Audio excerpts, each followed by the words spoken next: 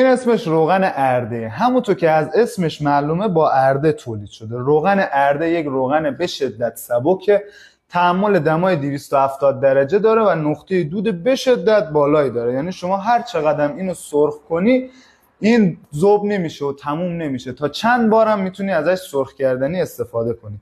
طبعش گرم هستش. بیشتر روغنای توی بازار طبعشون سرده و برای مزاج شما بد هستش. و ریشه تمام درمانیجات ها طبع گرمه. طبع گرم به شما قدرت میده، انرژیتون رو میبره بالا و بیماری های قلب و عروقیتون رو کم میکنه. این حاوی کلسترول مفید هستش و کلسترول مضر بدتون که تهنشین میشه توی رگاتون رو جمع میکنه و میبره سمت کبد. برای استعلام قیمت و خرید فقط کامنت روغن ارده رو برای من بذار. این روغن معرکه است.